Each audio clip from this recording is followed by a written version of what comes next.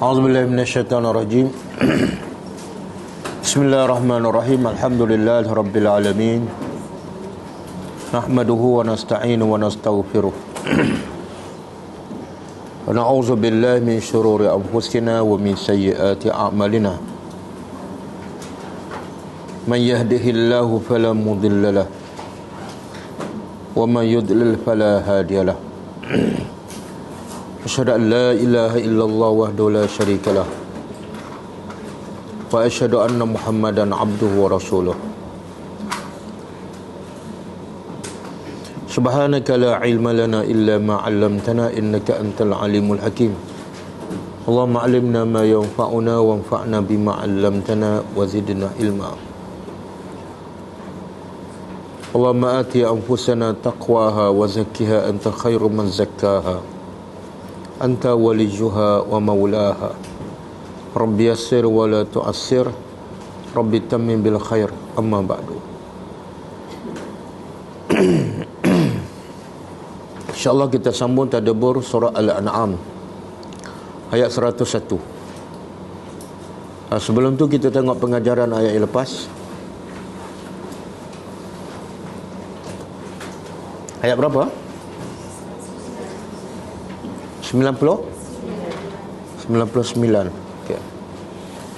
Ayat 99. A'udzubillahi minasyaitonirrajim.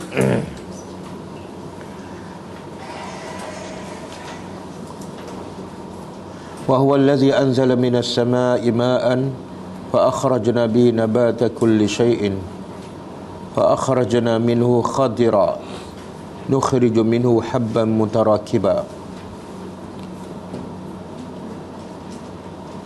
wa minan nakhli min tal'iha qinwanun daniyah wa jannatin min a'nabin wa zaytuna wa rumana mushtabiha wa ghayra mutasyabih unzuru ila samarihi idza asmara wa yan'i inna fi dhalikum la ayatin liqaumin yu'minun.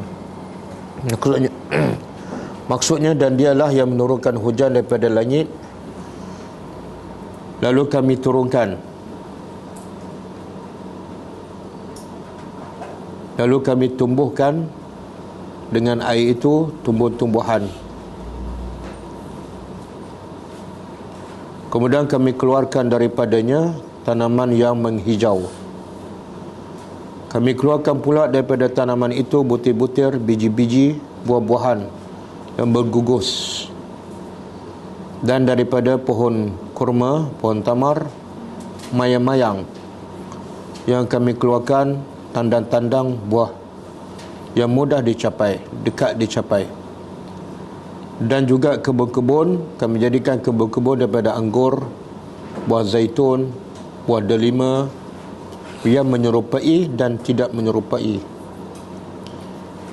Perhatilah oleh kamu kepada buahnya apabila ia telah berbuah dan masak. Sesungguhnya pada demikian itu pasti ada tanda-tanda kebesaran bagi kaum yang beriman. Pengajarannya,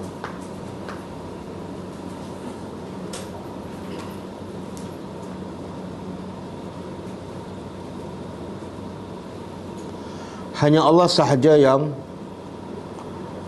sahaja yang berkuasa menurunkan air daripada awan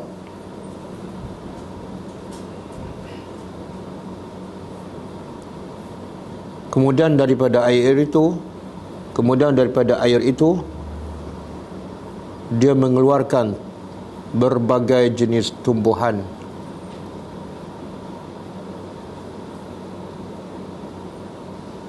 Yang semua itu tidak mungkin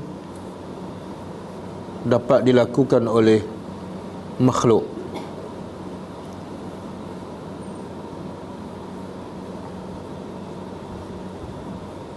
Yang kedua,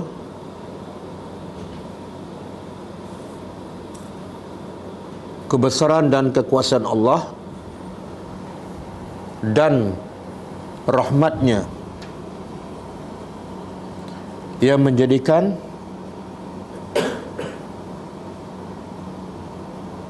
berbagai jenis buah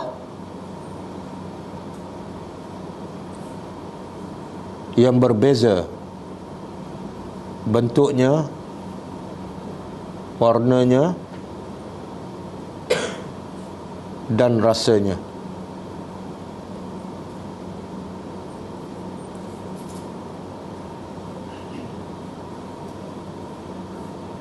Supaya akhirnya manusia menyedari kebesaran Allah dan rahmatnya kepada hamba-hambanya.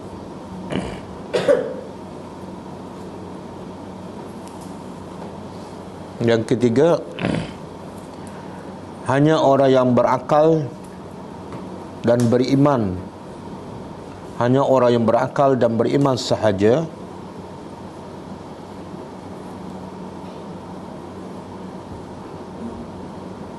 yang dapat merasai dan meyakini kewujudan dan kebesaran Allah Azza wa Jalla.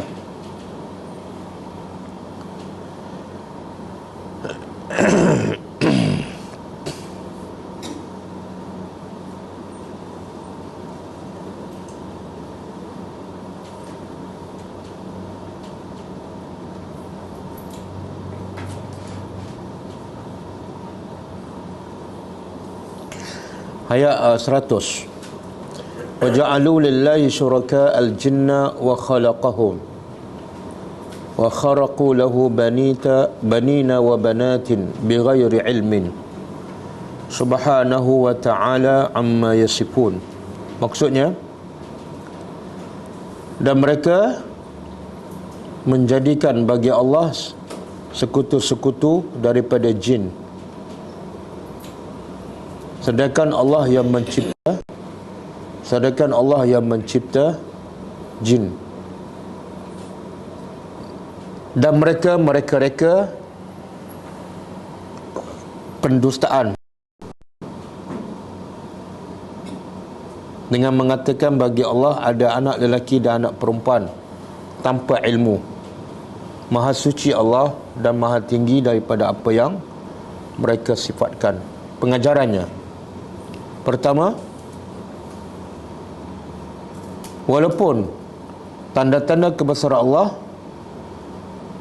cukup jelas dan sangat banyak, tetapi manusia masih tetap mensyirikkan Allah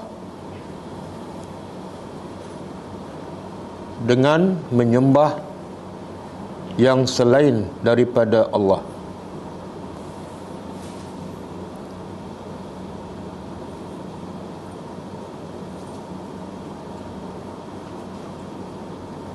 Sama ada kerana kejahilan manusia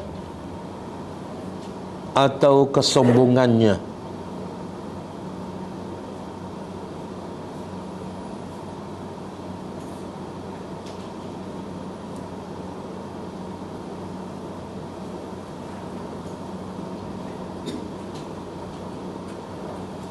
Yang kedua, Allah Maha Suci daripada segala sifat kekurangan dan kelemahan.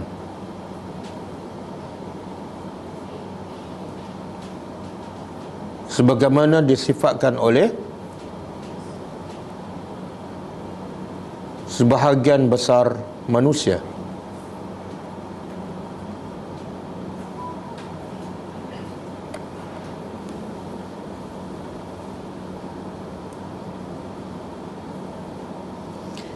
Yang ketiga, Islam dan kebenaran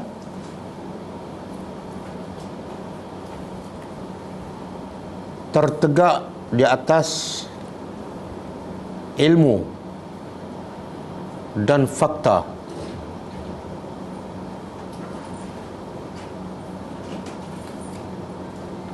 bukan berdasarkan khayalan atau andaian.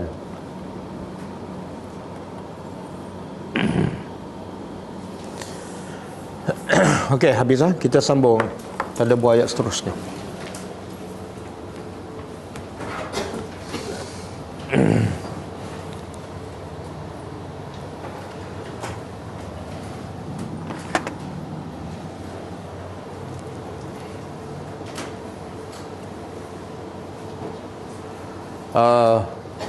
Ayat 101 yang kita akan tadabbur hari ini kaitan dengan ayat lepas ialah kalau ayat lepas Allah menceritakan tentang kebesaran-kebesarannya, kehebatan-kehebatannya.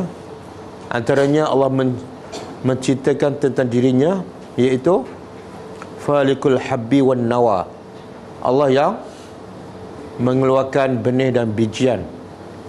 Yukhrijul hayya minal mayyit, Allah mengeluarkan yang hidup daripada yang mati dan yang mati daripada hidup. Falikul isbah, Allah yang mengeluarkan cahaya pagi di waktu kegelapan. Dan banyak lagi.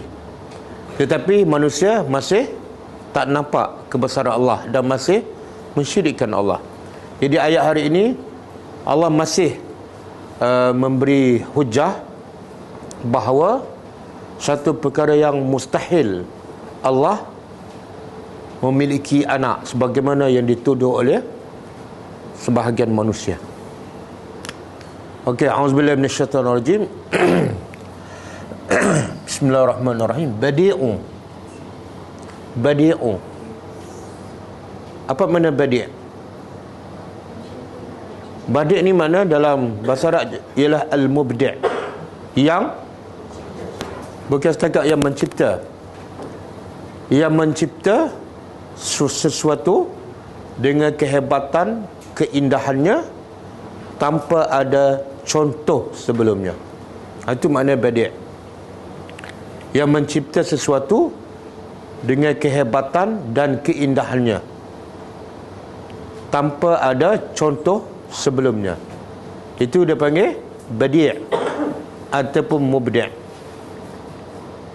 Sebab itulah yang dikatakan bid'ah. Badi' itu daripada perkataan bid'ah. Apa makna bid'ah? Ya Allah kata kullu bid'atin dalalah. Semua yang bid'ah adalah sesat. Wa kullu dalalatin finnar. Semua yang sesat dalam neraka. Apa makna bid'ah? Iaitu buat sesuatu yang tidak ada contoh sebelum itu. Tidak ada contoh daripada siapa? Daripada Nabi.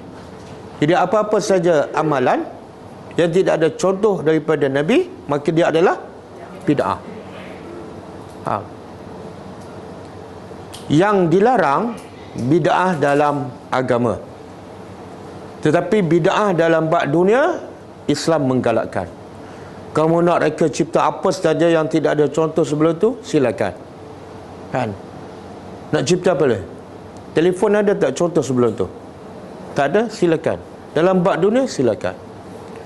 Nak cipta rumah satu tiang je, silakan. Nak cipta kereta satu tayar je, silakan.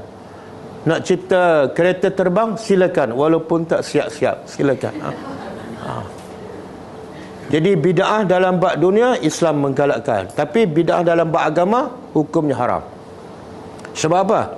Agama tertegak di atas at-tauqif, iaitu terhenti di atas wahyu. Wahyu kata A, itulah agama. Wahyu kata B, itulah agama.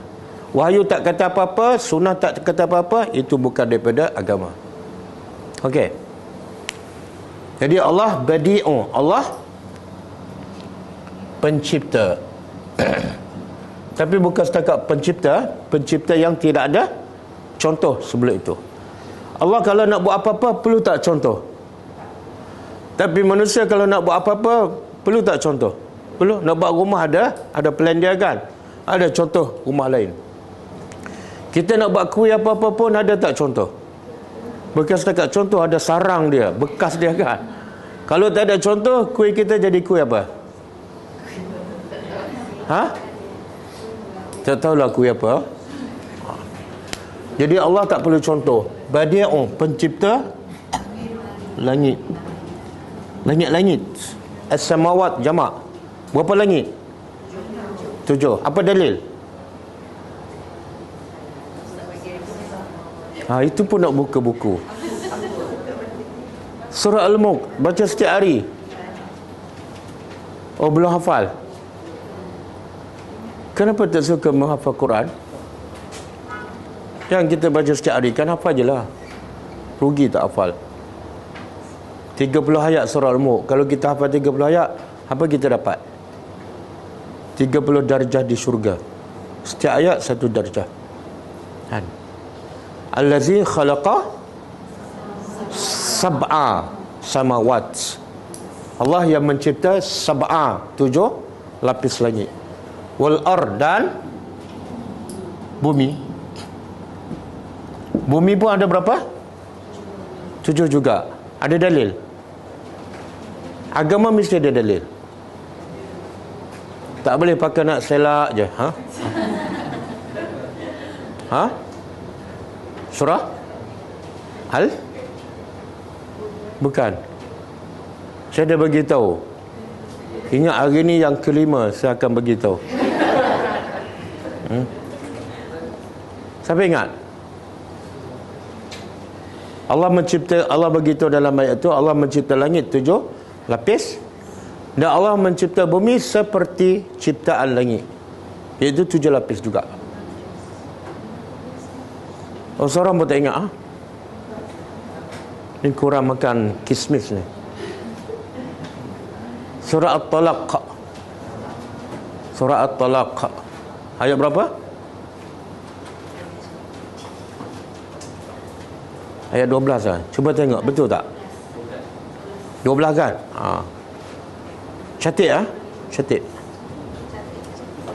Catik dan jangan bagi hilang catitan tu. Dah lah, ingatan hilang, catitan pula hilang. Allah cipta langit 7 lapis dan bumi pun 7 lapis. Dalilnya surah apa? At-Talaq ayat 12. Okey. Allah mencipta 7 lapis langit dan 7 lapis bumi tanpa ada contoh sebelum itu. Anna. Apa makna anna?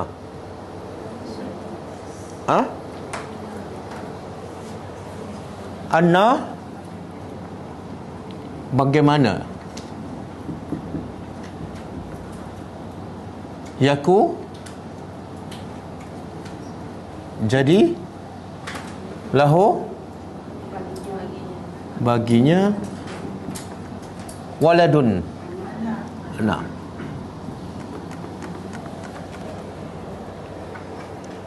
Walam takun lahu, walam dan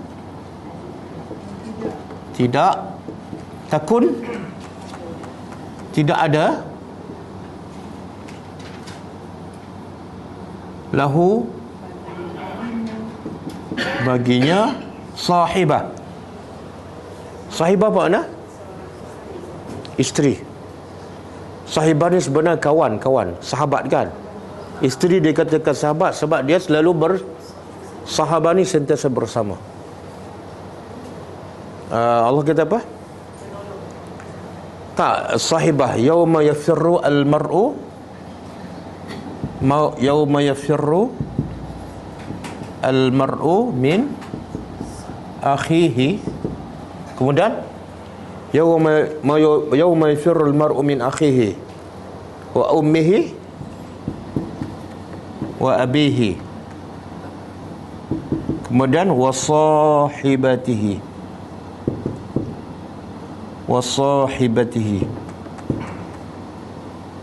wa banihi. Ini Allah cerita pada hari kiamat. Hari itu, yauma, hari itu, yafirru, lari. Al-mar'u, seseorang, min akhihi, jumpa abang lari, jumpa adik lari. Dulu kat dunia ada masalah cari abang, cari adik. Tapi di akhirat semua pakat lari. Wa ummihi wa abi, dan lari daripada maknya dan bapaknya. Orang yang paling kita cari bila kita ada masalah siapa? mak ayah. Tapi bila di akhirat, orang yang paling kita lari ialah mak ayah. Kenapa?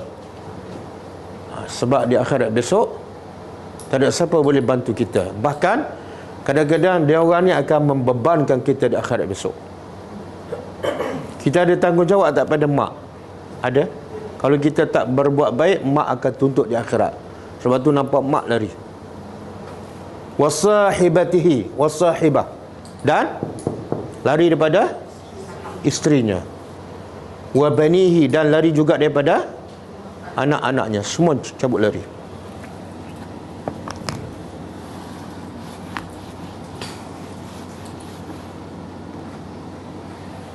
Okey. Dan tidak ada baginya isteri. Apa yang Allah nak bagi tahu ni? Apa kaitan permulaan ayat? Allah pencipta langit dan bumi. Tiba-tiba Allah mengatakan bagaimana ada baginya anak dan dia tidak mempunyai isteri. Apa kaitan anak isteri dengan pencipta langit dan bumi? Kalau dia pencipta benda yang sangat besar, langit dengan bumi, buat apa dia perlukan anak dengan isteri? Okey, biasa orang nak sangat anak ni sebab apa? Kita sebelum kahwin kita nak kahwin kan? Tapi salah satu tujuan kahwin nak anak kan? Kenapa kita nak sangat anak? Satu, nak menurunkan surat kita. Kalau kita tidak ada anak, kita mati, habislah surat kita, habis setakat tu je. Satu. Yang kedua, sebab kita perlukan anak. Tolong jawab mak bapak. Anak tak payah jawab. Banggaan. Banggaan. Bangga. Banggaan lah, ada waris. Tu zuriat dia tu. Kita perlukan bantuan dia, khususnya ketika kita tua. Betul? Bila kita tua, kalau tak ada anak, siapa nak bantu kita? Takkan nak panggil anak jiran. Betul tak? Tak ada siapa. Kalau panggil nurse, kena bayar kan? Okey, dua sebab kita perlukan anak. Pertama, sebab sambung zuriat. Yang kedua, sebab nak bantu kita ketika tua. Okey, dengan dua sebab tu, Allah perlu tak anak? Sebab Allah perlu tak sambung zuriat? Kenapa kita perlu sambung zuriat? Sebab kita akan mati. Allah mati tak? Tak. Yang kedua, kita perlukan anak sebab kita perlu bantuan ketika tua. Allah tua tak? Maha suci Allah. Allah lemah tak? Jadi dua sebab tak ada, apa perlu? Anak bagi Allah. Jadi Allah kata, Allah pencipta langit dan bumi. Allah boleh cipta langit 7 lapis. Takkanlah perlukan anak. Betul tak? Dan Allah juga tidak perlukan anak sebab kebiasaannya bila perlukan anak perlu pada isteri. Bila perlu pada isteri menunjukkan Allah tu lemah. Semua yang berhajat pada isteri adalah lemah. Betul? Betul lelaki? Betul kan? Kalau tak betul jangan kahwin sampai ketua kan? Kita perlukan isteri sebab kita adalah makhluk yang lemah. Perempuan pun sama, lemah, sebab tu perlukan suami. Okey. Kemudian bila anak, biasa anak tu daripada jenis mak bapak. Kalau anak kita orang, mak bapaknya adalah orang. Ada tak anak orang mak bapak jin? Tak ada. Anak malaikat mak bapak orang ada? Tak ada. Anak ayam bapak kambing ada? Tak ada. Kalau anak ayam bapak ayam. Betul tak? Jadi logiknya, kalau Allah itu Tuhan, anak dia juga adalah Tuhan. Tapi orang tuduh siapa anak Tuhan? Manusia. Mana mungkin? Anak dengan bapak mesti sejenis. Kalau Allah tu Tuhan, Isa pun kena dalam bentuk Tuhan, bukan orang. Kalau Isa tu orang, Tuhan pun kena mustahil. Jadi sebenarnya Allah nak bagi hujah bahawa tuduhan Allah ada anak sangat-sangat tak masuk akal. Sebenarnya Allah boleh tak nak terus hukum je orang yang menuduh Allah tu ada anak? Cakap je ada, terus Allah turunkan azab. Boleh tak? Tanpa Allah perlu berhujah. Boleh tak? Boleh. Kenapa Allah berhujah? Allah ada kuasa je, azab je lah. Kan? Kenapa? Sebab rahmat Allah. Rahmat Allah. Allah kalau boleh tak nak mengazab manusia. Kalau boleh Allah tak nak masuk manusia dalam neraka. Allah akan buat apa saja demi nak selamatkan manusia. Kamu kata aku ada anak. Okey, cuba fikir. Aku mencipta langit dan bumi. Dan kalau aku perlukan anak, aku perlukan isteri. Dan isteri pula daripada jenis apa? Mesti daripada Tuhan juga. Takkan 3 Tuhan. Kalau 3 Tuhan, masalah. Kalau aku Tuhan, isteri aku manusia, pun tak masuk akal. Cuba fikir sikit dan bertobat. Boleh? Kemudian Allah bagi hujah lagi. Wa khalaqa. Dan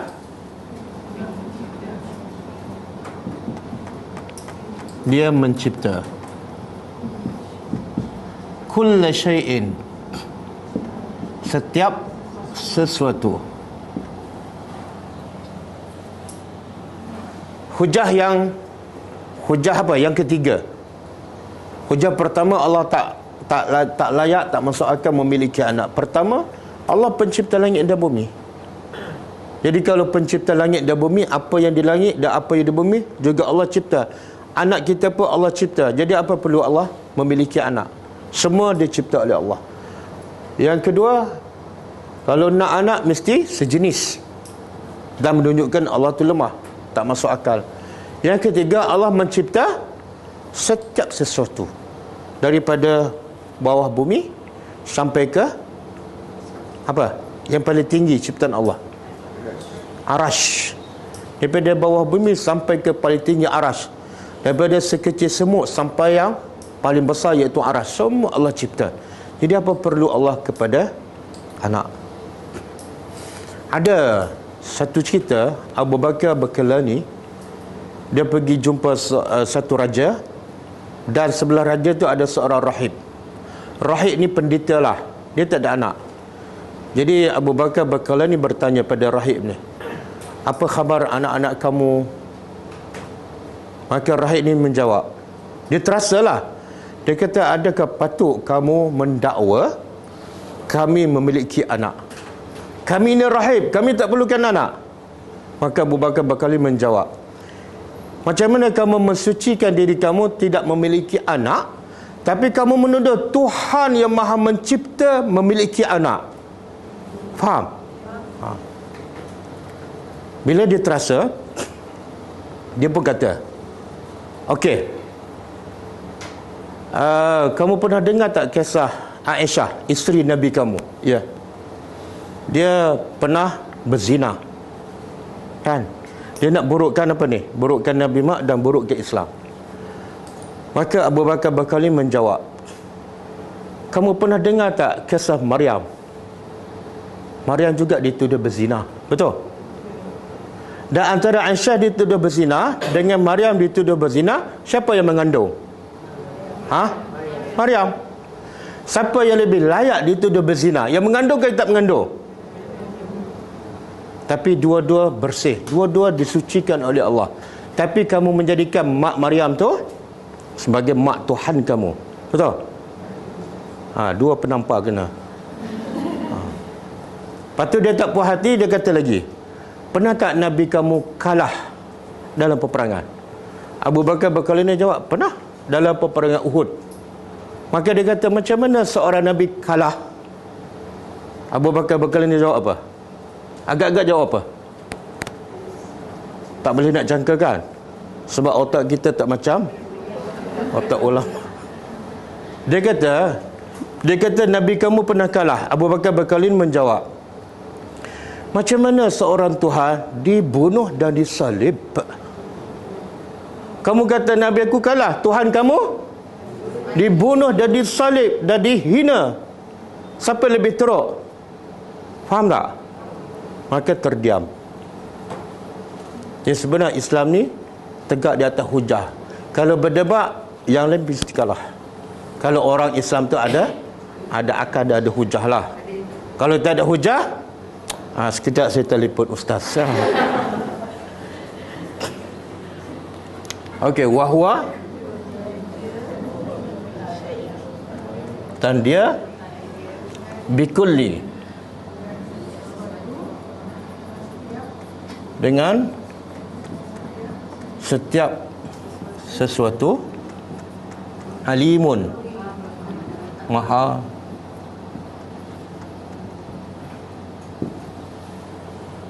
Apa kaitan sifat Allah alim dengan cerita sebelum ni? Apa kaitan?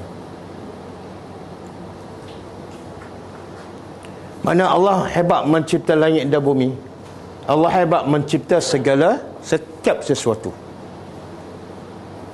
Asas kehebatan Allah tu apa? Ilmu lah. Nak buat apa-apa mesti ada ilmu. Kalau Allah tak ada ilmu, boleh tak nak cipta manusia? Nak letak mata kat mana, mulut kat mana, gigi macam mana kan, rambut tinggi macam mana, yang lelaki ada misal, yang perempuan tak ada kan. Kalau tak ada ilmu, Allah tak boleh buat. Nak cipta 7 lapis langit tanpa tiang sampai tempoh tertentu, hancur kan. Kalau tanpa ilmu, Allah tak mungkin dapat mencipta segala-gala. Kita nak buat apa-apa pun kena ada ilmu kan. Itu pun kadang-kadang tak menjadi. 3 kali belajar resipi, 3 kali hangus kan. Itu ilmu manusia.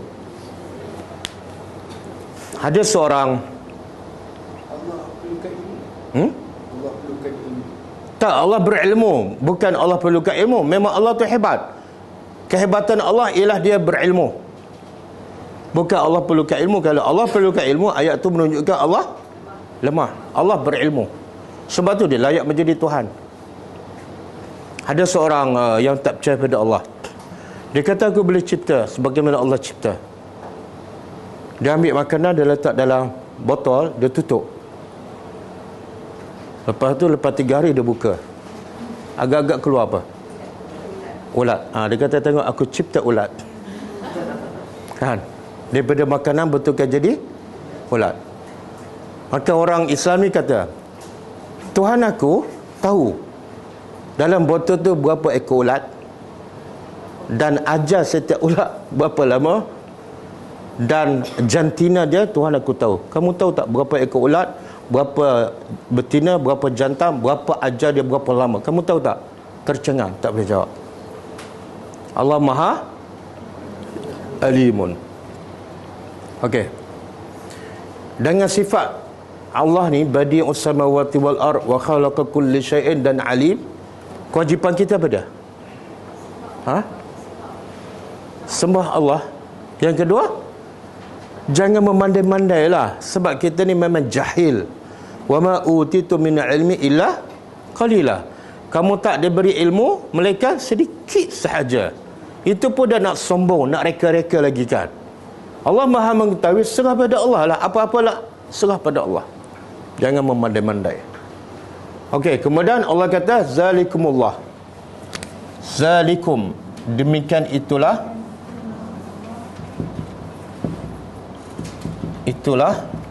Allah. Zalikum ni balik pada apa ni? Ni sifat badi'us samawati wal ard anna yakuna lahu walad, kemudian wa khalaqa kulli syai'in wa huwa bikulli syai'in alim. Semua tu itulah Tuhan yang sepatut disembah. La ilah, tidak ada Rabb. Rabbukum, apa makna Rabb? Pencipta kamu.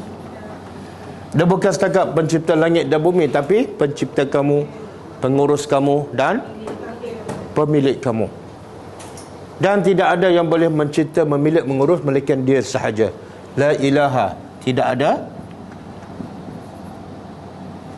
Tuhan melainkan dia. Khaliqu, pencipta setiap sesuatu.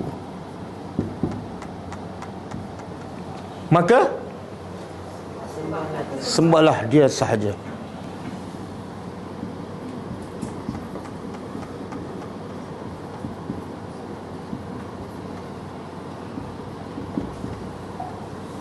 Fa'buduhu. Fa'budu daripada perkataan ibadat. ibadatun. Apa makna ibadat? Allah kata sembah dia sahaja, jangan sembah selain pada Allah. Sekarang kita nak faham apa makna ibadat. Kalau orang tanya apa makna ibadat, kita kena sembah Allah ni berapa jam satu hari? 24 jam. Betul? Masa tidur pun kena sembah Allah. Niat. Masa dalam tandas kena sembah Allah. Wah, tak menjawab soalan. Kata tadi 24 jam. Allah kata wa ma khalaqtul jinna wal ins illa. Oh, kenapa tak sambung? Tak hafal ayat ni. Wa ma khalaqtu al jin wal ins illa liya'budun. Cuba terjemah. Wama dan tidak. Khalaqtu aku. Pertama ada tidak, dan tidak aku ciptakan jin dan manusia. Kenapa Allah sebut jin dahulu? Mana lebih mulia? Jin dulu ke jin ke atau manusia? Mana lebih mulia? Ya ke? Kalau manusia tak solat dengan jin yang solat, siapa mulia?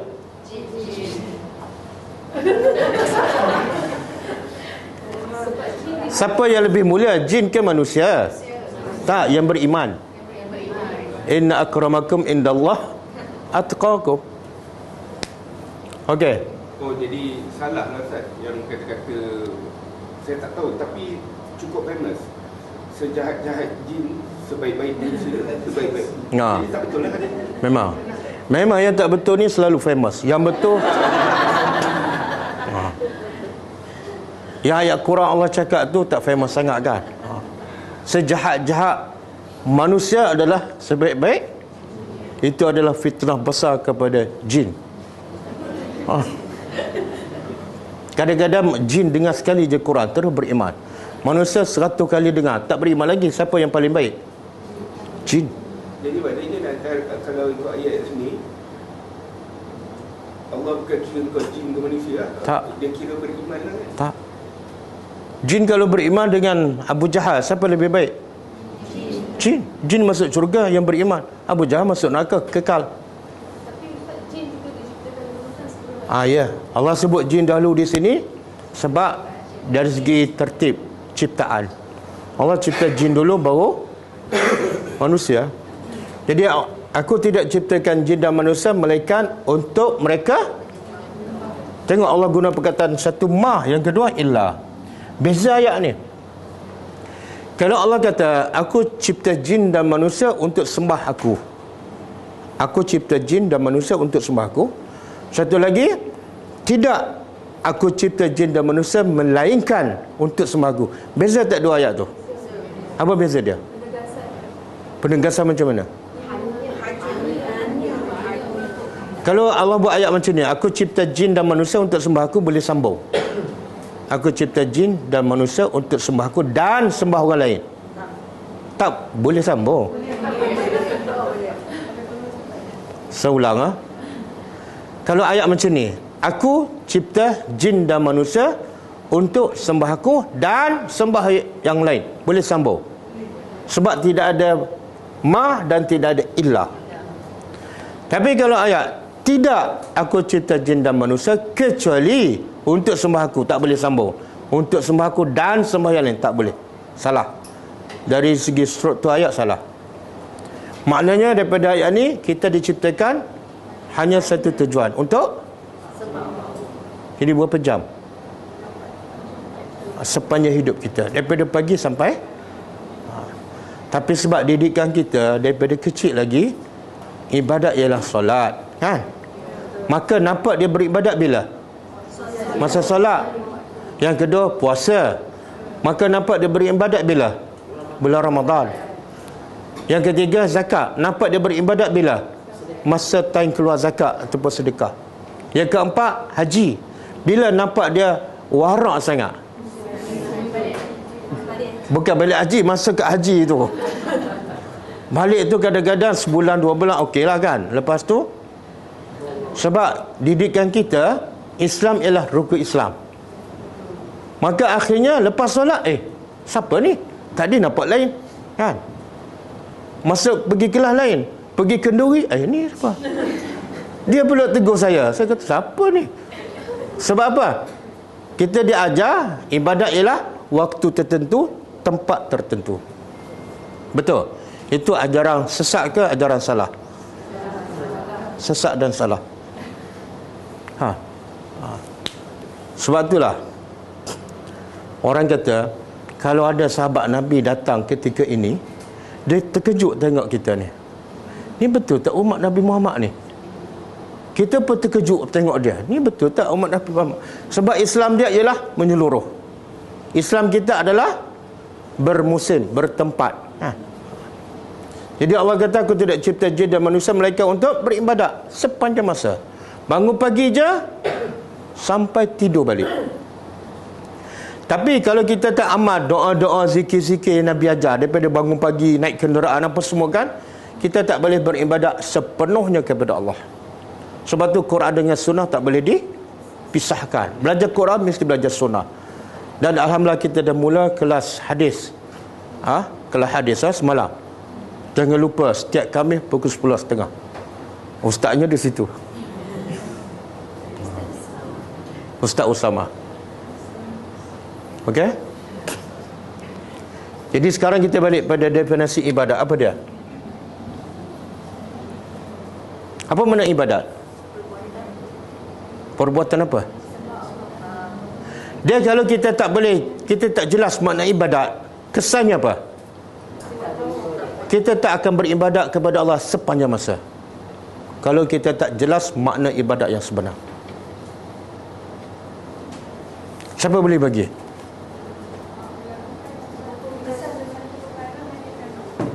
Melakukan sesuatu perkara. Saya isap rokok kerana Allah ni, ibadat ke?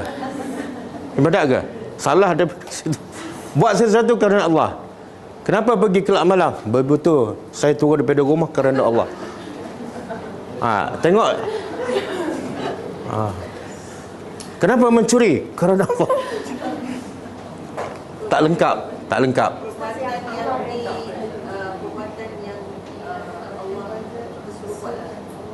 Allah suruh buat. Mana nak tahu?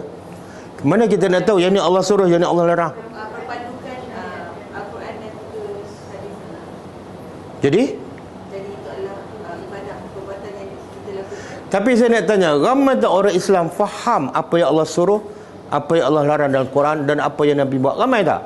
Tak. Makna apa tu? Orang Islam belum beribadat sepenuhnya selagi dia tak faham Quran dan Sunnah. Ada pula orang kata tak boleh tadabbur Al-Quran. Ini untuk orang ini lagi tak beribadat pada Allah. Jadi ibadatnya simple aja. Apa makna ibadat? Kullu ma yuhibbuhu Allah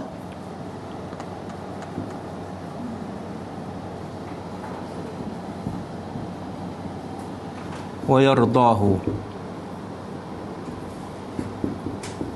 Simple aja. Kullu apa? Setiap.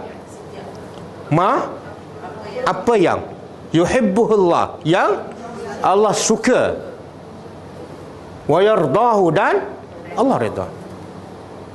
Itulah ibadat. Dan sebenarnya banyak tak yang Allah suka dan Allah redha? Banyak. Bukan solat aja. Tak, ini definisi daripada ulama, hasil daripada kefahaman mereka terhadap Quran dan hadis. Allah suruh apa-apa dalam Quran, pastilah yang dia suka, betul? Yang Allah suruh kita ikut Nabi, pastilah yang tu yang Allah suka, betul kan? Allah kata, "Qul in kuntum tuhibbunallah fattabi'uni." Kalau betul kamu cinta aku, ikut. Jadi Allah suka tak kita ikut sunnah Nabi? Sukalah. Jadi siapa tak suka ikut sunnah Nabi, memang dia belum beribadat pada Allah. Okey. Dah tulis dah? Dah. Tak tulis yang lupa tu. Kalau tak tulis pun tulis dalam bahasa Melayu. Setiap apa yang disukai oleh Allah dan diredainya. Kita jumpa orang, semua orang Islam, kita senyum. Allah suka tak? Tapi kita tak suka. Betul? Kita tak suka senyum pada semua orang. Makna apa? Kita belum beribadat sepenuhnya kepada Allah. Banyak yang kita buat yang kita suka, bukan yang Allah suka. Masa kita beli barang, beli makanan, beli pakaian, yang kita suka ke yang Allah suka? Yang kita suka kan? Tak jadi ibadat. Tapi kalau kita beli barang, beli baju yang Allah suka, ibadat. Okey, habis dah? Jadi Allah kata fa'buduhu, sembahlah dia. Macam mana nak sembah? Carilah apa yang Allah suka, yang Allah redha.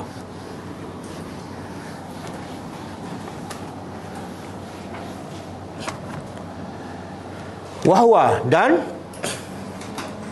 dia ala atas kulli, setiap syai'in, sesuatu, wakilun. Wakil dia jadi bahasa Melayu. Kalau wakil dalam bahasa Melayu apa makna dia? Ini wakil saya. Makna dia ikut arahan saya kan?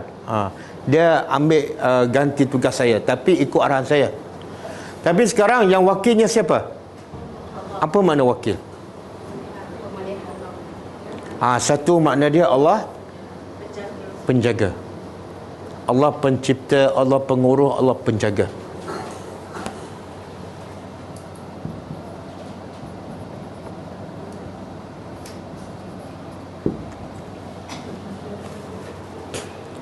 Yang kedua, Allah Raqibun, pengawas. Boleh. Penjaga ni Allah jaga urusan kehidupan kita, keluarga kita, kan? Kesihatan kita. Sebenarnya kesihatan kita Allah jaga ke kita jaga? Allah. Kalau harap kita jaga, agak-agak sihat ke dah mati dah? Mati dah. Okey, kalau pengawas apa makna dia? Allah awasi setiap perbuatan kita, perkataan kita, dan Allah akan balas. Sekarang kita sedang buat apa?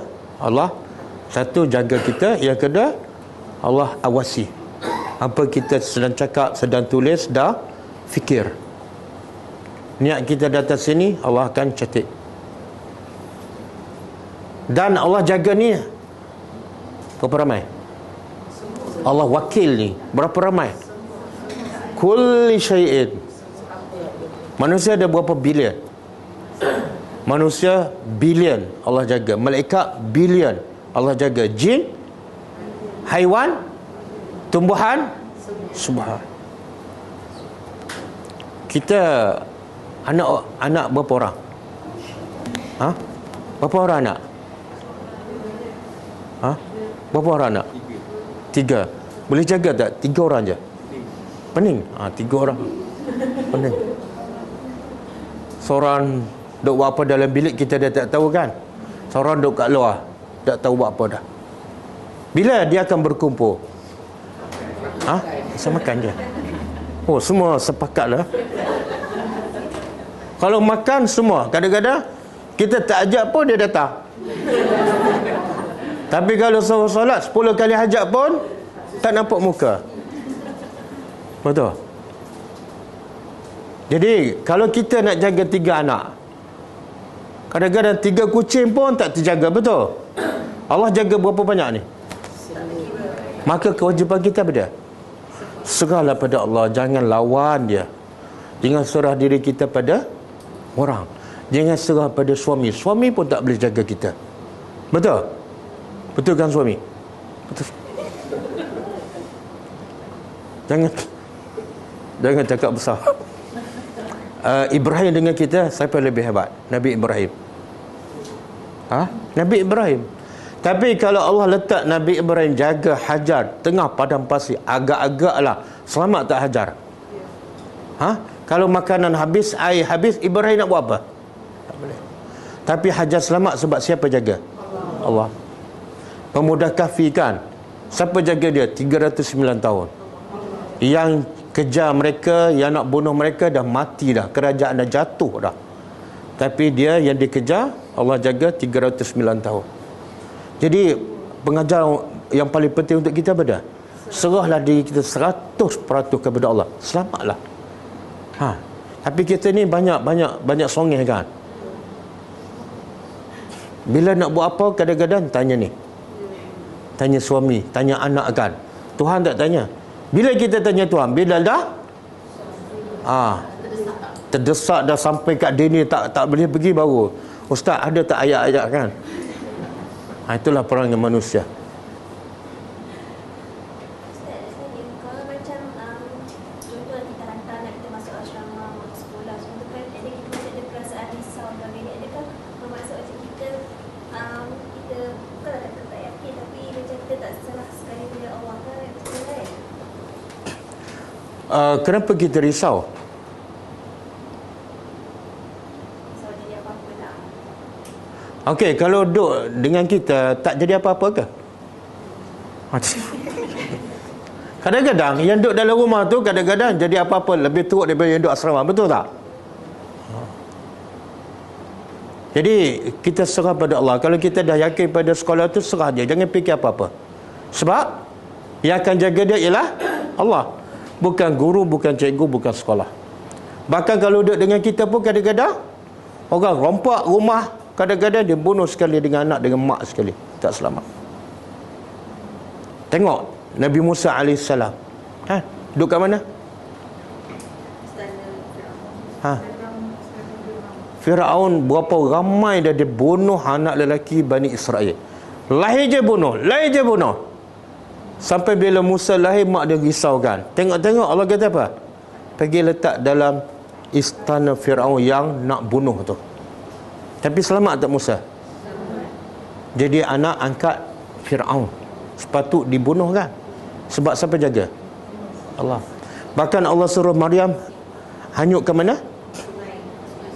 Allah bagi pilihan pada Maryam. Bukan Maryam, bukan Asia. Maryam pun bukan, Asia pun bukan.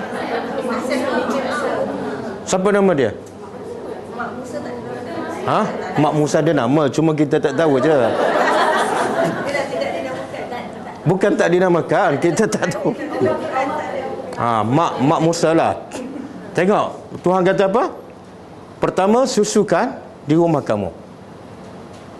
Masa tu tentera Firaun sedang berkeliaran mencari mana-mana anak lelaki Bani Israel yang baru dilahirkan.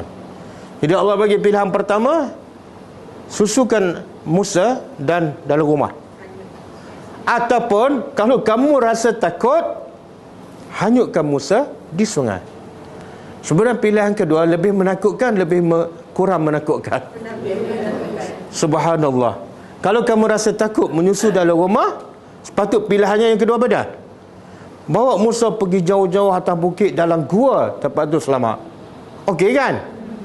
Ni tak, kalau kamu rasa takut menyusu dia dalam rumah, letak dalam bekas, hanyut dalam sungai, dan sungai pula menuju ke rumah. Oh, tengok Allah nak uji. Faham tak?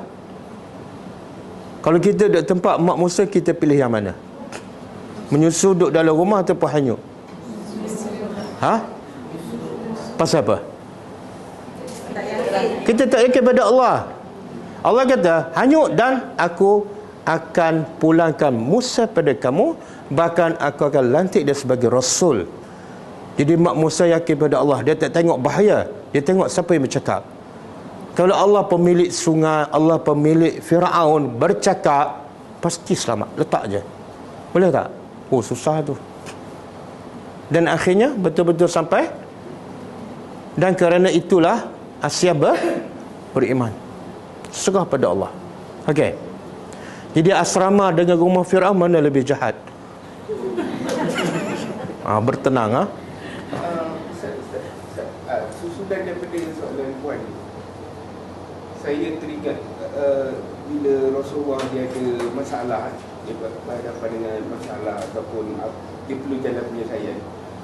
Setiap zikir dengan doa dia bukan meminta kepada penyelesaian itu, tapi zikir dia lebih kepada ayat yang mentauhidkan Allah. Kadang-kadang contohnya macam Allahu Rabbi la usyriku bihi syai'an. Ya. Itu dalam keadaan yang dia resah, dia gelisah kan. Bukannya ya Allah Tuhanku tolong aku cari jalan keluar. Ya. Kenapa zikir tu? Okey. Kita tahu tak apa punca segala masalah? Punca segala musibah. Tahu tak apa punca dia? Ha? Apa dia? Dosa. Dosa. Jadi kalau kita tahu puncanya ialah dosa, maka selesainya apa dah? Solusinya apa? Bertaubatlah. Sebab itulah Nabi Yunus bila duduk dalam perut ikan, ada tak dia doa, ya Allah keluarkan dalam perut ikan, aku dah gelap dan lemas. Ada ayat tu? Tak ada. Yang ada apa? La ilaha illa anta, tidak ada Tuhan melainkan engkau, mentauhidkan Allah. Dan yang kedua, subhanaka, maha suci engkau. Sebelum ni aku rasa macam engkau tak bantu aku. Kan dia merajuk kan, maha suci engkau daripada segala kekurangan, kelemahan.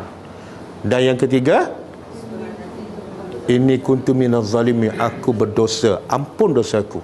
Langsung dia tak minta keluar daripada perut ikan. Sebab dia tahu punca dia campak dalam perut ikan sebab dosa dia. Solusinya apa? Bertaubat dulu. Lepas dia bertaubat, baru Allah keluarkan. Jadi maknanya zikir yang kita mentauhidkan Allah tu, ia adalah juga sebagai manifestasi kita kepada taubat kepada Allah. Ya, betul. Bila kita buat dosa, sebenarnya kita tak betul-betul mentauhidkan Allah. Betul tak? Kita masih ada rasa Tuhan ni tak besar, tak penting. Sebab tu kita berani buat maksiat. Kita kalau jatuh gaung lah, contohlah, jatuh gaung kan, gelap, tak ada seorang pun. Kita menjerit, cari telefon dulu ataupun istighfar dulu. Memang kita tak sedar-sedar kan. Okey, kemudian Allah kata apa? Putus.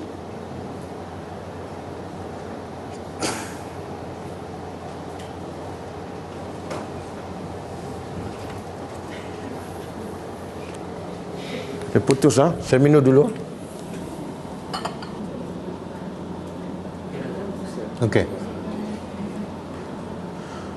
Okey, kita sambung ayat seterusnya.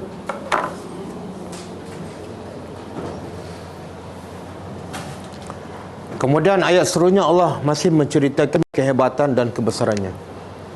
La tudrikuhul absar.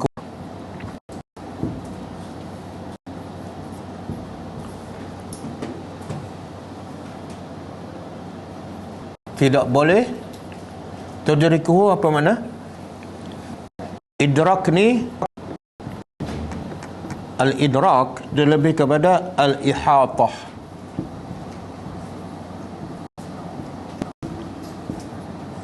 Al-ihatah.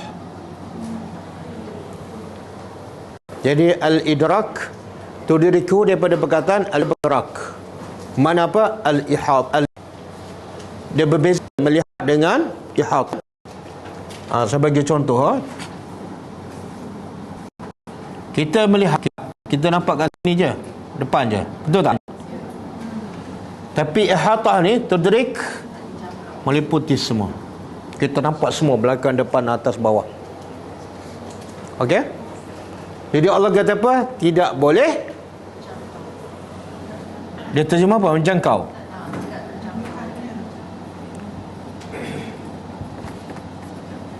Oleh al-absar. Al-absar apa dia? Penglihatan ataupun pandangan-pandangan. Makna apa ni? Pandangan-pandangan manusia tidak boleh meliputi ilmu dan kebesaran Allah. Sebab tu ada orang setengah mengatakan ayat ni menunjukkan Allah tidak boleh dilihat. Bila dia terjemah apa? La tudrikul absar, mata-mata tak boleh melihat Allah. Sebenar kalau melihat dalam bahasa Arab apa dia? Tara. La tarau. Ra'a yarau. Kan? Itu melihat. Tapi itu diriku meliputi. Kalau tak boleh melihat betul, tapi di dunia. Di akhirat kita boleh tak melihat Allah? Apa dalil kita boleh melihat Allah di akhirat? Boleh melihat wajah Allah di akhirat? Ada dalil? Apa dia?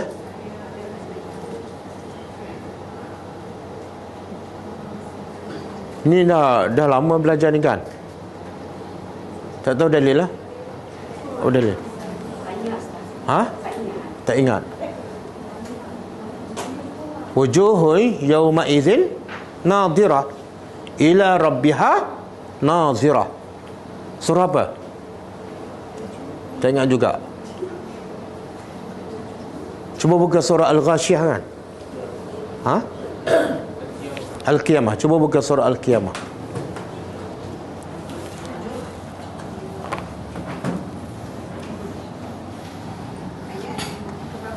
Cari sendiri. Mbak surah pendek je. Cuba baca ayat tu.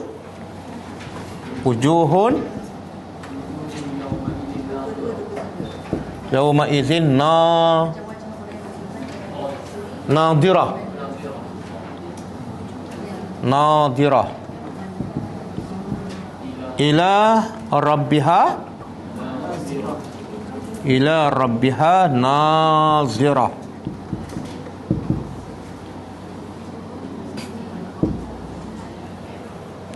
Ayat berapa? 22 dan 23 surah Al-Qiyamah.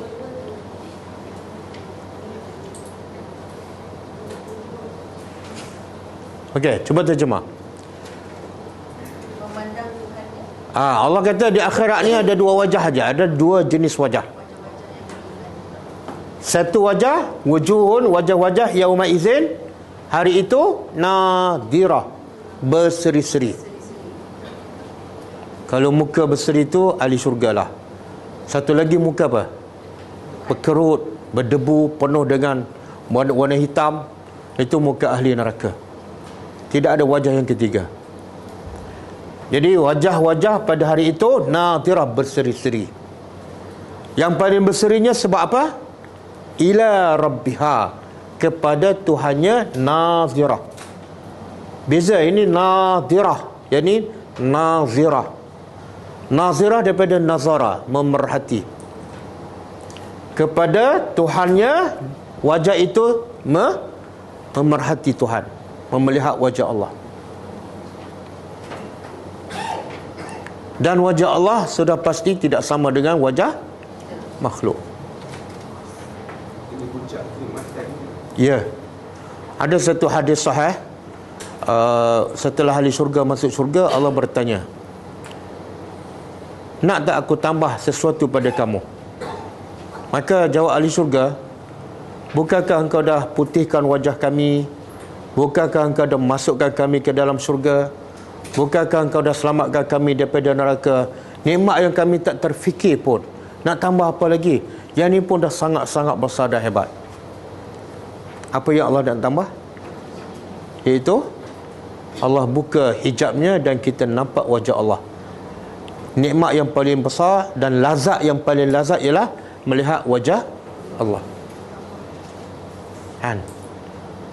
Kita dengan kekasih, yang mana paling seronok? Tengok muka dia ke makan masakan dia? Tengok muka dia ke, tengok pakaian dia ke, tengok rumah dia ke, tengok kereta ke, makan masakan dia? Dengan tengok muka, kita pilih yang mana? Perempuan tengok apa? Tengok kereta kan? Kereta jenis apa? Tak, betul. Kita kalau selagi tak tengok muka, tak puas. Itu sebelum kahwin lah. Tapi kalau dah kahwin, abang balik awal terkejut, dah balik. Lepas tu gambar dalam wallet kita, gambar muka ke gambar apa? Betul. Nikmat melihat muka kekasih. Maka begitu juga nikmat melihat wajah Allah. Lepas tu Allah kata apa? Kalla innahum yawma izin mahjubun. Ada tak Usama? Surah yang sama kan?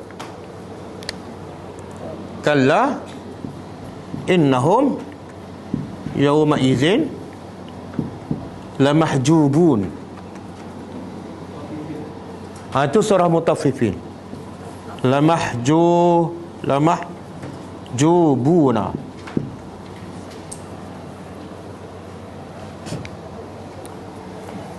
Tengok apa maksud ayat ni. Allah kata sekali-kali tidak. Innahum, cuba terjemah. Sesungguhnya mereka iaitu orang kafir. Yauma izin, pada hari itu iaitu hari akhirat, la mahjubun, pasti terhijab. Terhijab. Terhijab daripada apa ni? Daripada melihat wajah Allah. Jadi kata Imam Syafi'i, Imam Malik, dia kata apa? Ayat ni dia faham sebaliknya. Kalau orang kafir terhijab daripada melihat wajah Allah, maka orang beriman boleh tengok. Ayat ni juga sebagai dalil orang beriman boleh melihat wajah Allah, tidak ada hijab. Satu lagi dalil kita boleh melihat wajah Allah, surah Yunus. Saya tak ingat ayat berapa.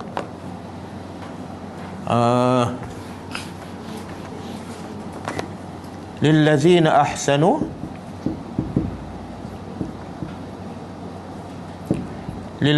ahsanu al-husna wa ziyadatun. Cuba cek ayat berapa?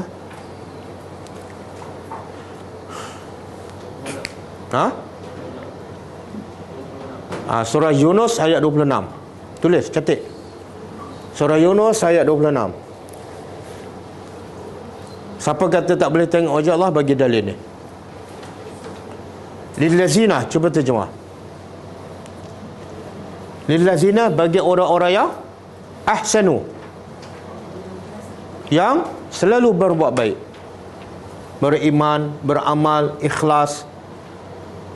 Al-husna apa? Bagi orang yang berbuat baik, dia akan dapat al-husna, iaitu syurga. Kebaikan di syurga, kebaikan yang paling baik ialah syurga. Jadi kalau nak husna, syurga, kena ahsanu. Wa ziyadatun, ziyadah apa? Tambahan. Jadi apa sebenarnya tambahan ni? Ziyadah, tambahan.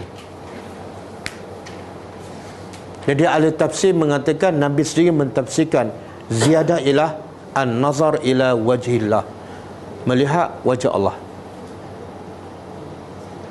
Ziyadah ialah melihat wajah Allah.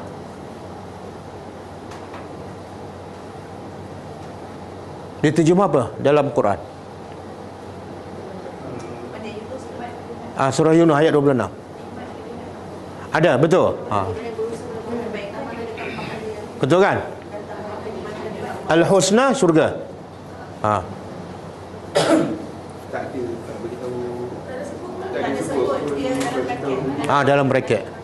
Dalam tafsir lah, Nabi mentafsirkan ziyadah ialah melihat wajah Allah.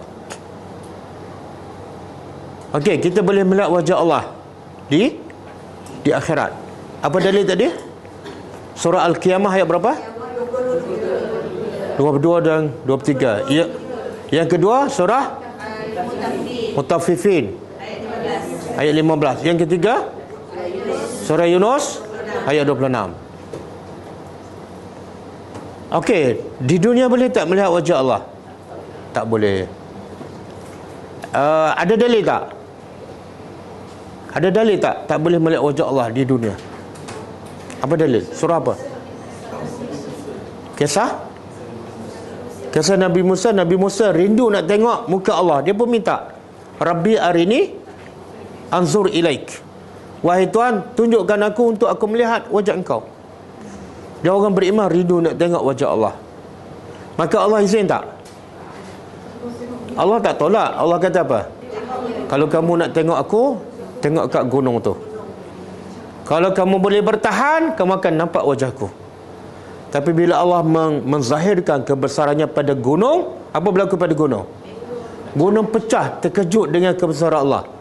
Dan bila Nabi Musa melihat gunung pecah, Nabi Musa pun mana tak mampu melihat wajah Allah. Tengok gunung pecah pun Nabi Musa dah pingsan. Belum lagi tengok kebesaran Allah. Tapi itu di mana tu? Kenapa kat dunia tak boleh tengok, di akhirat boleh tengok? Sebab Allah jadikan sistem mata kita di dunia lain. Bila di akhirat sistemnya lain. Okey.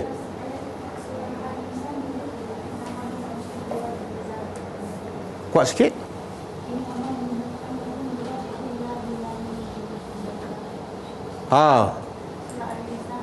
Surah Al-Insan ayat banyak tu. Ibtigha'a wajhillah. Orang beriman mencari wajhillah, wajah Allah. Banyak tu. Okey, surah yang kisah Nabi Musa tadi, catat. Surah Al-A'raf ayat 143. Surah Al-A'raf ayat 143. Ayat 9 surah Insan. Yang kisah Nabi Musa minta melihat wajah Allah, kemudian dia pingsan. Surah Al-A'raf ayat 143. Betul ke? Betul.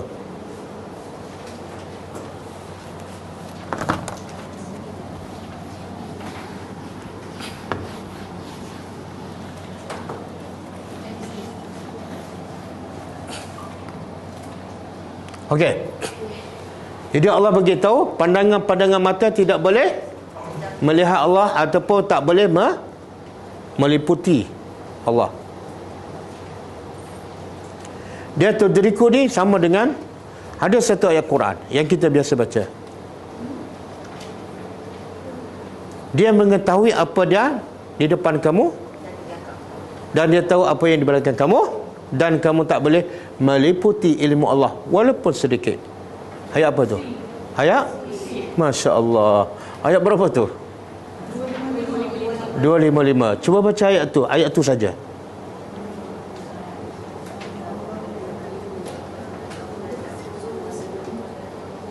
Tak apalah, start daripada awal lah. Sebab ayat tu kat tengah-tengah. Wala tak ya'lamu ma baina aydihim wa ma khalfahum wala yuhituna bi syai'in min ilmihi illa ma syaa. Tengok yuhituna makna sama dengan tudriku. Cuba terjemah. Wala yuhituna, dan mereka iaitu manusia tidak boleh meliputi, menjangkaui bisya'in sedikit pun min ilmi daripada ilmu Allah.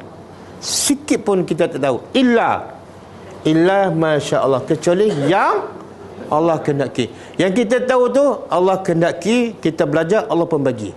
Itu je. Itu pun hanyalah sikit je. Ilmu yang kita dapat macam kita celup jari ke laut. Kita angkat, air melekat kat jari. Itu je ilmu kita. Okey. Kemudian Allah beritahu wahwa yudriku, dan dia, kita tak boleh meliputi melihat Allah, tapi Allah yudriku, meliputi, melihat dan meliputi al-absar, semua penglihatan.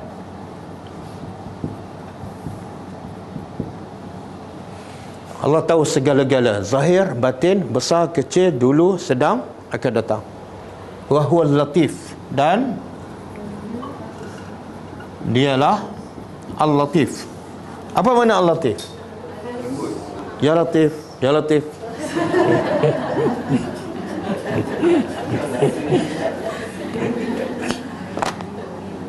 Apa makna? Halus. Halus apa ni? Apa yang halus? Apa yang teliti? Apa yang detail? Tak apa yang detail, apa yang teliti?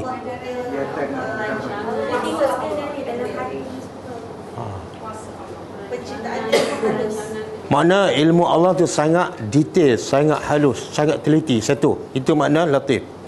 Latif yang kedua, tak, Allah menyampaikan kebaikannya, rahmatnya kepada kita dalam keadaan kita tak sedar, tanpa kita sedar, tanpa kita tahu, tanpa kita rancang. Tengok-tengok kita dapat. Itu juga makna latif. Saya pernah bagi contohkan kisah siapa ni? Siapa ingat? Allah bagi kebaikan dalam keadaan orang tu tak sedar pun, ataupun dalam keadaan kita tak terfikir pun. Contoh kisah Nabi Yusuf AS. Sebab itu di hujung ayat kisah Nabi Yusuf beritahu bahawa Allah tu maha latif. Dalam apa? Dalam menyampaikan nikmat kepada Nabi Yusuf tanpa terfikir pun.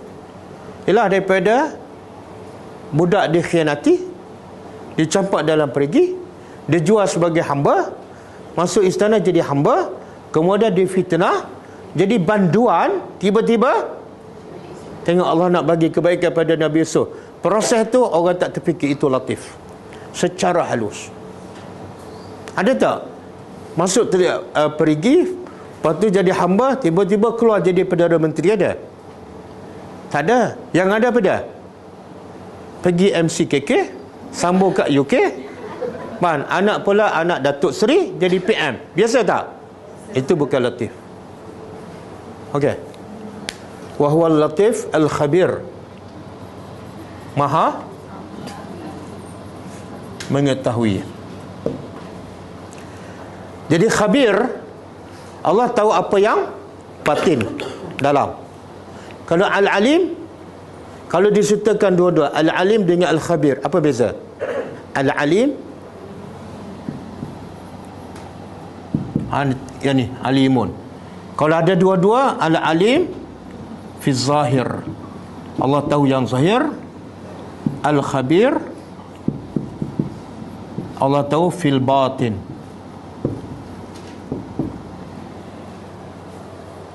Ini beza kalau disekalikan. Tapi kalau sebut al-alim saja, dia merakumi semua zahir dan batin.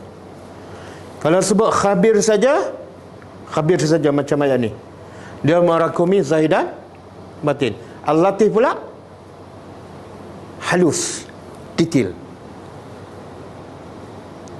Boleh kah?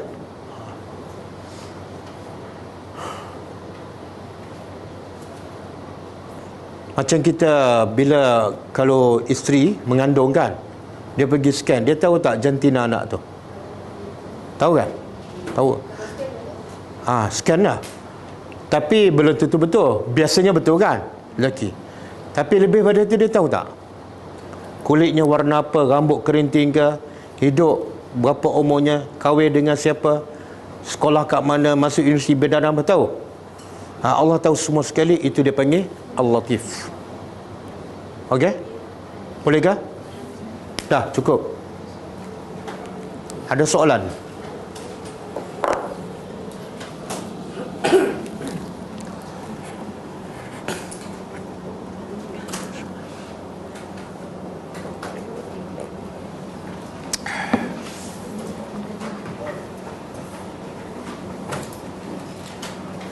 Subhanallah, banyak tak kita belajar hari ini sifat-sifat Allah, kebesaran Allah, kelebihan Allah kan? Yang kesannya sepatutnya apa? Lepas ni jangan serah bulat-bulat lah nasib kita, anak kita kepada Allah. Yang penting apa dia? Kita buat apa yang Allah suruh. Dan kita nak buat apa yang Allah suruh, kita kena tadabbur Al-Quran satu persatu. Kena belajar hadis-hadis Nabi satu persatu. Lepas tu buat aja. Apa akan berlaku, jangan fikir. Serah pada Allah. Kewajipan kita fikir apa? Aku dah buat tak yang Allah suruh? Itu kita wajib fikir. Tapi apa akan berlaku bukan urusan kita. Selalu baca doa apa? Ya Hayyu Ya Qayyum bi rahmatika astaghis aslih li sya'ni kullahu wa la takilni ila nafsi Jangan engkau serahkan diri aku pada nafsu aku walaupun sekelip mata. Sebab kalau kita dikontrol oleh nafsu memang rosak. Okey, tak ada soalan pasal tadabbur. Kita baca sikit hadis Riyadhus Salihin.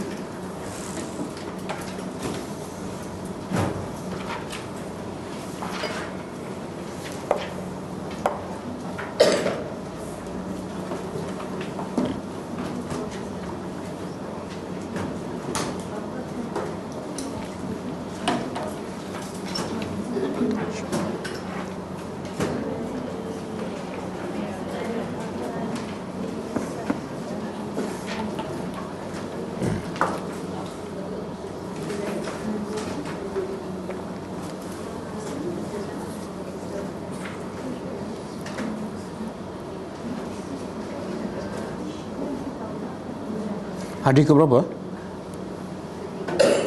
Babut taubah kan? Hadis ketiga, Abu Hamzah Anas bin Malik.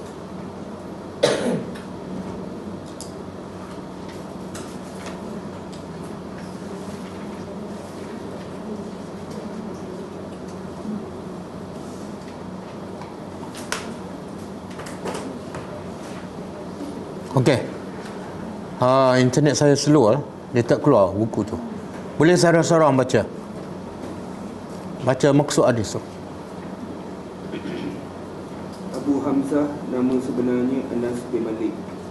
Dia bertugas sebagai pembantu peribadi Nabi Muhammad. Menceritakan Anas bin Malik, dia adalah orang Ansar. Bila Nabi sampai ke Madinah, mak dia jumpa Rasulullah. Ya Rasulullah, ini anak aku Anas, aku nak dia berkhidmat pada engkau. Dan Nabi terima. Sejak itu dia berkhidmat pada Nabi. Mula Nabi sampai Madinah sampai Nabi wafat. Berapa lama? 10 tahun. Dan kata Anas bin Malik, sejak aku berkhidmat dengan Nabi, Nabi tak pernah bertanya, kenapa tak buat yang ni? Kenapa buat macam ni? Maksudnya apa tu?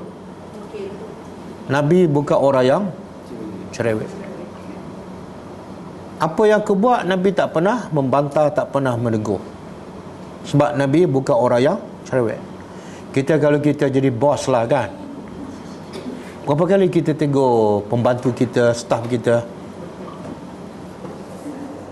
kan, tiap hari kan, sampai staf kita takut nak jumpa kita. Dia betul, kalau tak tegur langsung tak boleh, tapi kadang-kadang tegur kita tu menyebabkan orang tak suka pada kita. Ustaz, Anas ni PA kepada Rasul. Jadi bukan PA, khadim. Bukan PA. Pembantu peribadi kan itu? Bukan. Dia Pembantu peribadi PA. Tak, nak tanya tak apa kerja PA sebenar?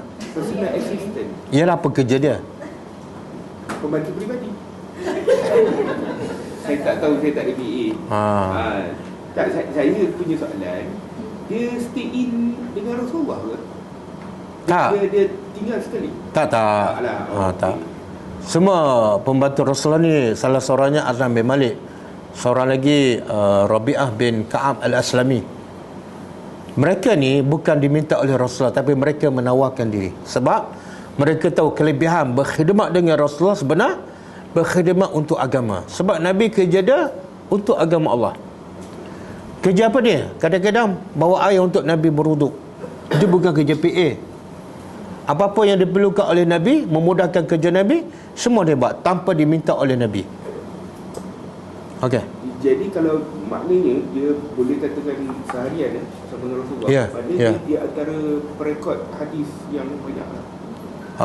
Dia banyak juga, tapi bukan paling banyak lah. Yang paling banyak ialah Abu Hurairah radhiyallahu anhu. Okey. Kemudian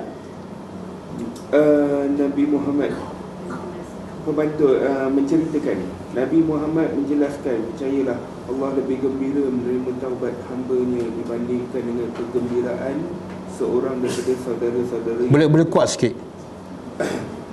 Nabi Muhammad menjelaskan, percayalah Allah lebih gembira menerima taubat hamba-Nya dibandingkan dengan kegembiraan seorang daripada saudara-saudara yang bertemu semula dengan untanya selepas dia disesatkan oleh Allah di gurun yang luas. Direkod oleh Bukhari dan Muslim. Okey, macam satu lagi hadis sebab maksud dia lebih kurang sama. Manakala teks hadis dalam rekod Muslim, percayalah Allah lebih gembira menerima taubat hambanya dibandingkan dengan kegembiraan seorang daripada saudara-saudara yang sedang mengembara di gurun yang luas, kemudian untanya hilang, sedangkan semua makanan dan minumannya berada di atas unta itu. Dia berputus asa kerana tidak dapat mencari untanya yang hilang itu. Ketika itu dia berjumpa dengan sebatang pokok yang rindang. Kemudian dia pun berehat sebentar di bawah pokok itu. Dia berehat dalam keadaan hatinya resah kerana sudah putus asa daripada mencari untanya yang hilang. Dalam keadaan hatinya resah, dengan tidak semena-mena untanya kembali datang bertemu dengannya. Lalu dia pun dengan pantas memegang tali pengikat untanya. Dengan hati yang terlalu gembira, dia pun berkata, Ya Allah, Engkaulah hamba-Ku. Betul itu. Akulah Tuhanmu. Dia tersasul, kita bercakap kerana terlalu gembira. Okey, dah habis dah? Dah. Kejut sekejap. Terkejut sekejap. Saya ingat dia salah tulis apa rupanya. Tak, betul. Okey. Subhanallah, hadis ni dua-dua hadis sahih. Satu riwayat Bukhari dan Muslim. Yang panjang tu riwayat Muslim sahaja. Dua peristiwa yang lain tak? Tak, satu peristiwa. Tapi panjang riwayat Muslim. Cerita yang sama. Dia apa yang poin penting dalam hadis ni? Dah dengar semua kan? Dah faham kan? Sebab saudara kita baca dalam bahasa Melayu. Saudara. Habis nak panggil abang? Saya dengar tadi saudari. Oh, saya sebut saudari. Saudara. Tak, maaf, saya tak dengar. Okey. Apa poin penting dalam hadis ni? Allah nak kita ada lebih besar pada tu. Dia gembira sampai dia lupa. Kan?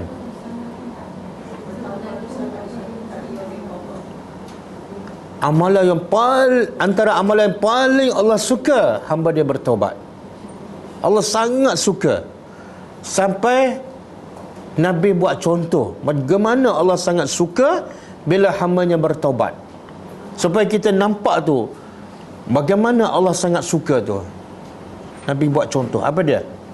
Ada seorang pergi ke tengah padang pasir dengan unta, dengan makanan, dengan minuman. Kan?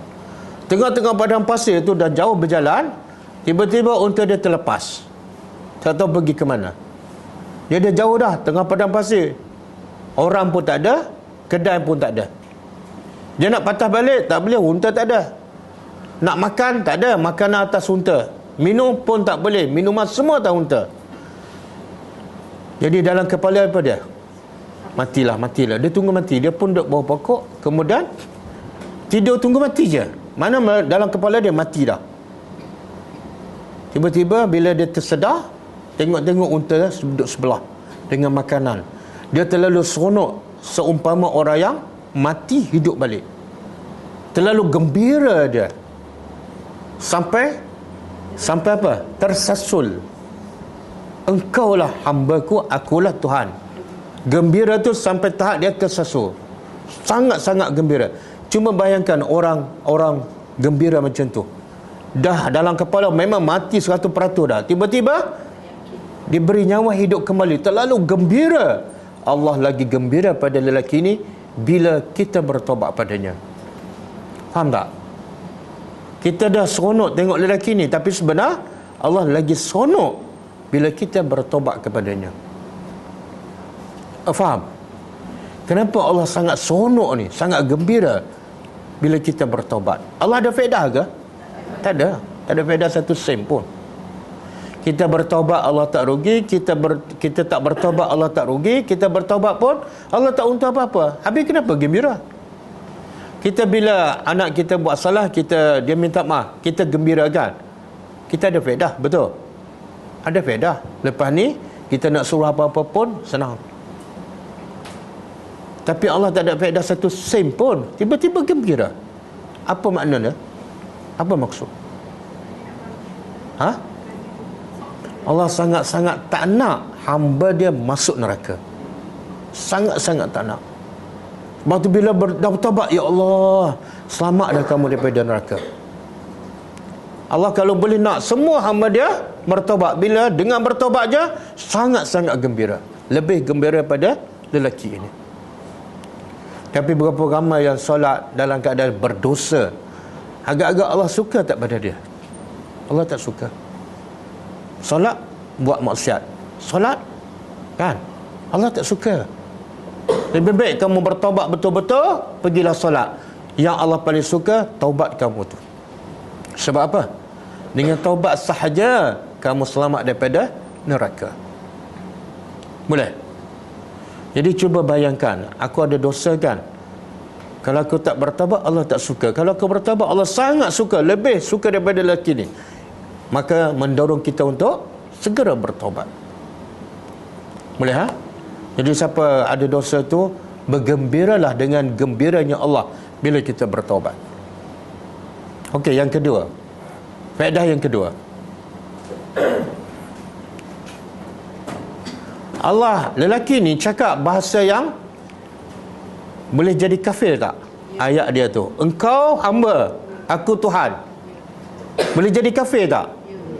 Tapi langsung tak disentuh. Allah tak tegur, Allah tak marah. Nabi pun tak kata salah. Sebab apa? Sebab dia bukan sengaja. Itulah Islam. Islam bila tak sengaja, tanpa niat, tak diambil kira langsung. Walaupun ayat tu membawa kepada kufur. Maka sebab itulah ulama mengatakan berdasar kisah ni, apa saja kita terlepas cakap tanpa niat tak dikira. Termasuklah cerai. Kita suami cerai isteri tanpa niat, tak jatuh talak. Tak jatuh talak. Antara cerai dengan ayat kufur, mana lebih bahaya? Kufur pun tak dikira, maka cerai tak dikira. Boleh faham? Kadang-kadang kita bergurau ataupun kita marah, lepas tu keluar perkataan yang kita tak niat pun tak dikira. Jadi Ustaz, setengah-setengah tu saya dengar pendapat, contohnya kalau kata kita tengah kesempitan, lepas tu ada orang datang, bila kita punya seronok, ada orang datang tolong, kita cakap alhamdulillah, nasib baik kau datang. Setengah pendapat kita itu syirik kecil. Jadi sebabkan rasa gembira tu, bukan kita nak syirik Allah. Tak, itu bukan tersilap tu. Itu memang sengaja tu. Alhamdulillah, nasib baik engkau datang. Itu bukan tersilap. Betul kan? Itu bukan ayat tersilap. Itu memang sengaja tu. Alhamdulillah, nasib baik engkau datang. Tak. Jadi syirik, dia boleh membawa syirik lah. Tengok niat dia apa dia. Itulah dia kalau dia yakin dengan sebab orang tu datang boleh selesai masalah dia, boleh syirik. Sepatut bila orang buat baik pada kita, kita kata apa? Jazakallah khair, habis. Tapi dalam hati kita, yang menyelesaikan masalah kita bukan orang tu, tapi Allah. Allah yang gerakkan hati dia untuk datang bantu kita. Okey, yang ingin cakap nasib baik awak datang. Kadang-kadang rumah kita pencuri masuk, tapi ada anjing menyalakkan. Kita berkata, kalau anjing tak menyalak, habislah kita. Ayat tu boleh syirik tu. Kalau anjing tak menyalak, pencuri dah masuk. Itu boleh jadi syirik. Walaupun sebenarnya tak ada niat pun Walaupun tak ada niat. Tak ada niat. Tak, niat mesti ada tu. Niat mesti ada. Cuma yang lelaki tadi kata, engkau Tuhanku, dia ada niat tak? Tak, dia ada niat. Dia nak puji Allah, tapi tersilap. Tersasul, dia ada niat. Semua perbuatan ada niat. Cuma tersilap cakap. Dia marah, dia kata aku ceraikan engkau. Sebenarnya dia tak bukan ada niat. Niat dia apa dia? Bukan nak cerai, tapi tersasul. Maka tak dikira lah. Innamal a'malu. Ustaz, macam mana kita nak tahu tersasul tidak? Macam mana kita nak tahu tersasul tidak? Macam mana? Lah, tanyalah hati kita. Orang lain tak tahu. Kita ada niat tak nak cerai, contohlah kan. Kalau memang tak ada niat langsung nak cerai pun, tak terfikir pun nak cerai, tapi sebab marah tak boleh nak kontrol, mesti tengah marah kan, tak boleh nak kontrol, terkeluar. Okey. Kalau begitu, kalau kita cerita ke orang macam kita cerita ke orang yang memang kita masuk pencuri, nasib baik ada ni kan. Tapi dalam penceritaan tu sebenarnya dalam kita sedang nasib baik. Kita bersyukur yang Allah lindungi kita daripada musibah yang lebih teruk.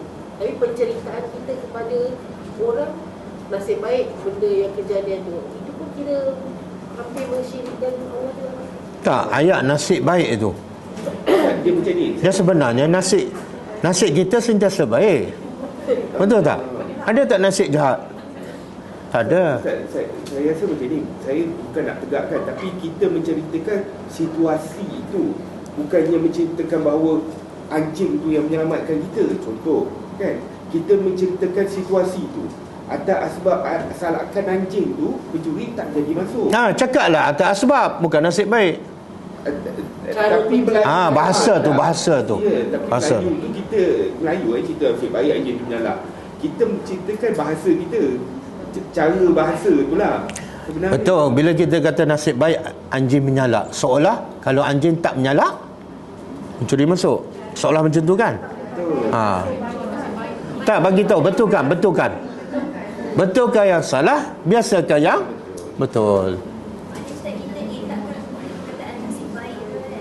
Jangan macam seolah-olah kita meletakkan nasib. Kisah Ghulam Ad-Dakwah, pernah dengar?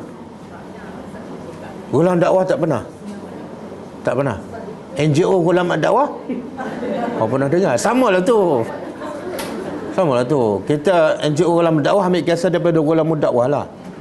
Bila dia boleh merawat orang, ada seorang menteri datang, menteri yang buta. Dia kata, aku dengar kamu boleh merawat apa saja jenis penyakit. Jadi sekarang aku bawa hadiah ni, bagi pada kamu, kamu rawat aku. Tengok budak ni akidah dia betul. Dia kata apa? Aku tak boleh menyembuhkan. Clear? Aku tak boleh menyembuhkan. Walaupun ada hadiah tu, iPhone, macam-macam hadiah tu, aku tak boleh menyembuhkan. Yang menyembuhkan engkau Allah. Jadi kalau kamu nak sembuh, beriman dengan Allah. Kan? Lepas dia beriman, kawal budak tu buat rawatan. Tapi sebelum rawatan, biar clear, bukan aku yang menyembuhkan. Jadi kalau kita pakai perkataan kebetulan pun sebenarnya membawa maksud macam Tak boleh. kan? Saya nak bagi tahu contoh lah. Kita kata nasib baik anjing menyala. Ada tak yang anjing menyala pencuri masuk juga? Ada. Maknanya bukan mesti anjing menyala lah.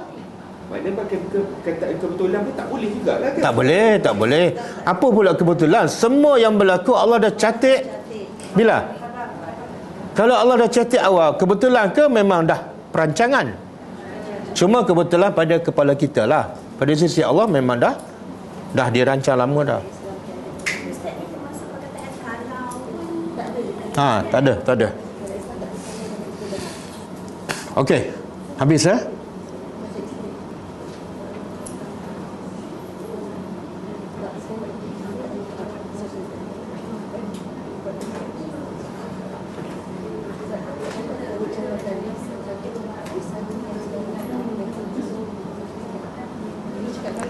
Sebab itulah bersumpah kalau kita ada niat tak boleh dalam Islam, wallahi.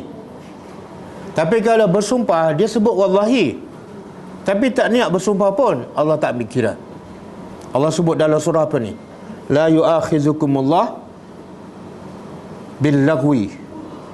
Allah tidak mengambil kira bila kamu bersumpah bil-laghwi, mana main-main, suka-suka. Walakin yu'akhizukum bima kasabat qulubukum. Tapi yang Allah ambil kira bersumpah berdasarkan daripada hati. Kan orang Arab biasa cakap kan, wallahi saya tak tahu. Tapi dia ada niat tak bersumpah? Tak dikira. Itu dipanggil amalan mengikut niat. Maksud tak dikira tu Tak, bukan berdosa lah. Tak berdosa dan tak perlu kafarah. Walaupun dia tu pakai nama Allah tu, sumpahan dia. Ya, Allah kata sebab dia bukan niat nak bersumpah, tapi dia jadi kebiasaan. Orang Arab cakap macam tu, sikit-sikit wallahi saya belum makan kan? Dia bukan niat bersumpah.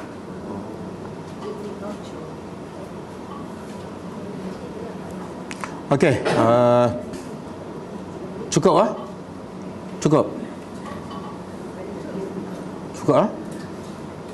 Ada soalan?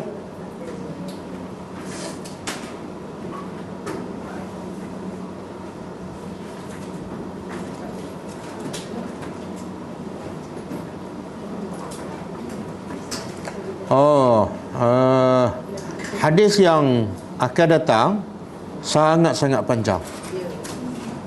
Abu Musa tu Ustaz? Tak, hadis yang selepas ni pendek, tapi selepas ni panjang. Tujuh tu panjang. Sangat-sangat panjang.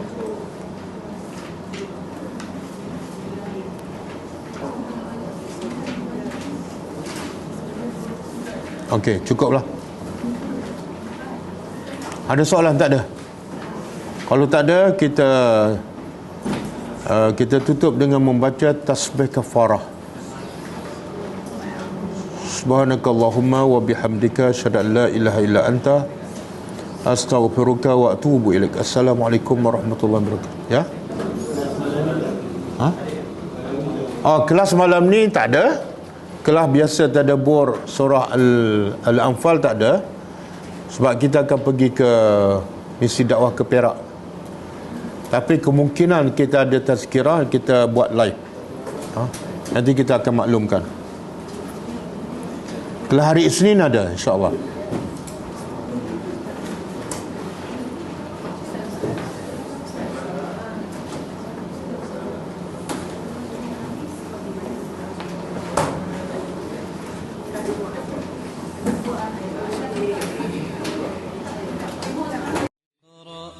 كتاب الله ترقى جنانه وتنى العظيم الأجر والغفران.